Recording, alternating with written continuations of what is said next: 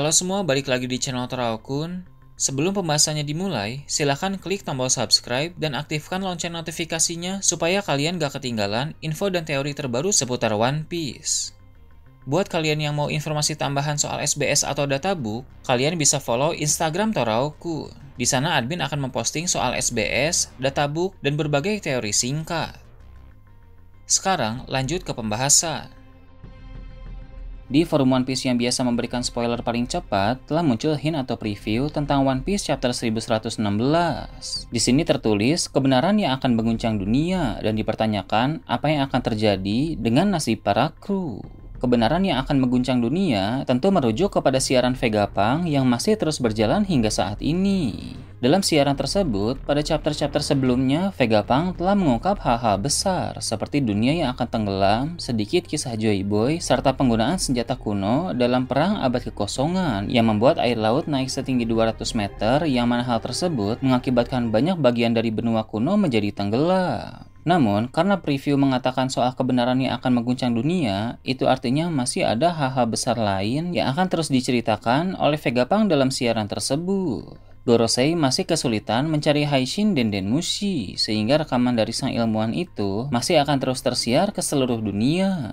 Pada chapter ini, Vegapunk akan mengungkap apa yang dia ketahui mengenai kekuatan dari kubu Joy Boy dan kubu aliansi 20 kerajaan. Untuk Joy Boy sendiri, Vegapunk sudah pernah mengatakan bahwa dia memiliki kekuatan seperti Dewa Matahari Nika. Jadi, yang akan dibahas kemudian adalah kekuatan dari para kru yang Joy Boy miliki. Kru Joy Boy tidak banyak, tapi mereka semua memiliki kualitas kekuatan yang sangat luar biasa. Di sana ada salah satu pendekar pedang terkuat sepanjang sejarah, dan dia berasal dari Wano Kuni. Entah apakah dia Ryuma atau samurai legendaris lain. Kemudian ada juga beberapa pengguna buah iblis kuat yang telah mencapai tahap awakening. Lalu ada pula beberapa kru yang tidak mengonsumsi buah iblis tapi sangat ahli dalam menggunakan haki, bahkan mampu menciptakan teknik-teknik kreatif milik mereka sendiri yang berdasarkan pada kemampuan haki. Ada juga seorang cyborg yang sangat canggih, yang mana pada masa ini belum pernah ada cyborg dengan teknologi seperti yang dia miliki.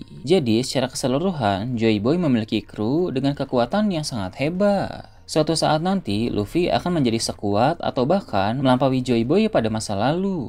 Dan selain Luffy, para kru Luffy pun akan terus berkembang hingga mereka juga bisa sekuat atau bahkan melampaui para kru Joy Boy. Berhubung dalam kru Joy Boy ada seorang samurai legendaris dari Wano Kuni, maka Zoro pun nanti akan melampaui sang samurai itu. Dalam kru Joy Boy juga ada seorang cyborg canggih, yang mana nanti Franky juga akan melampaui teknologi dari cyborg tersebut. Pasti ada sebuah cetak biru atau informasi penting mengenai teknologi kerajaan kuno yang nanti akan Franky baca dan diaplikasikan pada tubuhnya sendiri. Tak hanya membahas kekuatan kru Joy Boy, Vegapunk juga sepertinya akan membahas soal kekuatan dari para musuh Joy Boy. Para raja dan ratu dalam aliansi 20 kerajaan memiliki kekuatan yang luar biasa. Pada zaman sekarang, memang jarang untuk menemukan raja atau ratu yang benar-benar kuat. Namun, pada masa lalu, pemimpin-pemimpin negeri rata-rata adalah petarung yang hebat. Terlebih khusus raja dan ratu dalam aliansi 20 kerajaan. Mereka sangat kuat dan ahli dalam bertempur. Para raja dan ratu dalam aliansi itu semuanya mengonsumsi buah iblis, mahir dalam haki, dan terus melatih diri dalam bertaruh. Dengan begitu, maka aliansi yang terbentuk pun menjadi sangat tangguh. Meski begitu, sebenarnya kekuatan mereka belum sebanding dengan kekuatan Joy Boy dan kerajaan kuno. Maka dari itu, mereka berinisiatif untuk melakukan dua hal. Pertama, meminta bantuan kepada sekutu misterius. Kedua, memakai strategi untuk memecah pihak Joy Boy. Ketika Vegapunk berkata soal sekutu misterius, Im Sama dan para Gorosei akan disorot. Im Sama awalnya memang adalah salah satu raja bernama Nerona Imu, seperti yang pernah disebut oleh Raja Cobra. Namun, ada kemungkinan tubuh Nerona Imu diambil oleh sang sekutu misterius itu, dan sosok itulah yang tetap ada sampai sekarang dengan menjadikan tubuh Nerona Imu sebagai wadah. Sedangkan sekutu misterius lain adalah para Gorosei yang entah siapa atau entah bagaimana bisa hidup begitu lama. Kemudian, ketika Vegapunk berkata soal strategi memecah kubu Joy Boy, Zunisha dan robot kuno akan disorot. Baik Zunisha maupun robot kuno sama-sama berasal dari kerajaan kuno, dan dia juga mengenal sang Joy Boy. Tapi, seperti yang kita tahu, Zunisha dihukum karena telah melakukan suatu kesalahan pada masa lalu. Sedangkan robot kuno, ketika dia bangkit di Pulau Egghead, dia mengucapkan permintaan maaf kepada Joy Boy yang menandakan dia juga melakukan sebuah kesalahan. Kemungkinan besar kesalahan mereka berdua adalah termakan strategi dari pihak musuh, sehingga ada momen di mana mereka terpecah dengan kubu Joy Boy, dan momen itu berpengaruh dalam perang tersebut. Sementara Vegapunk menceritakan semua hal ini, akan diperlihatkan semakin banyak reaksi dari orang-orang di seluruh dunia. Karakter-karakter yang belum diperlihatkan reaksinya dalam chapter-chapter lalu akan diperlihatkan, seperti Shanks, Kurohige, dan beberapa karakter penting lain. Beralih ke bagian kedua dari preview, dipertanyakan nasib dari para kru.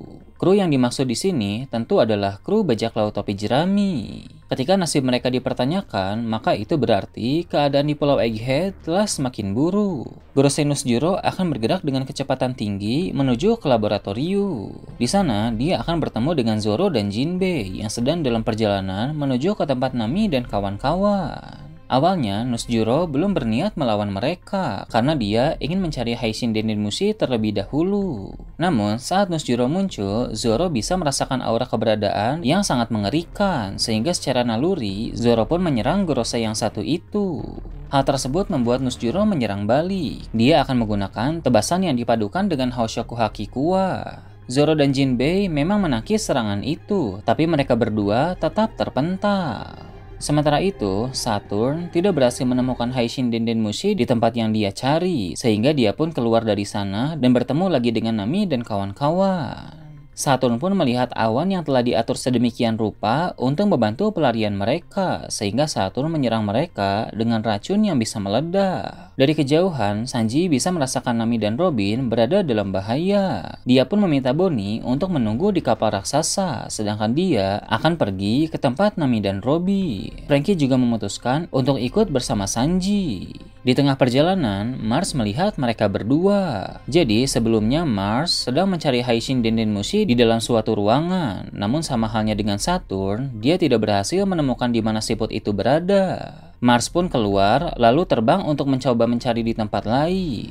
Saat itulah, dia malah melihat Sanji dan Franky, sehingga Mars langsung menembak mereka berdua dengan bim besar dari udara. Pastinya, baik Zoro dan Jinbei yang terpental, Nami dan kawan-kawan yang terkena serangan Saturn, hingga Sanji dan Franky yang ditembak Mars, semuanya akan berhasil selamat. Hanya saja, dalam chapter terbaru ini, keadaan mereka usai diserang belum akan langsung diperlihatkan. Itulah mengapa dalam preview, nasib para kru Luffy dipertanyakan. Nah, itu tadi berbagai hal menarik pada chapter 1116. Gimana menurut kalian? Silahkan tulis di kolom komentar di bawah. Oke, segitu aja untuk pembahasan kali ini. Jangan lupa like, share, dan subscribe untuk video menarik selanjutnya. Gue Toraokun, Shambles.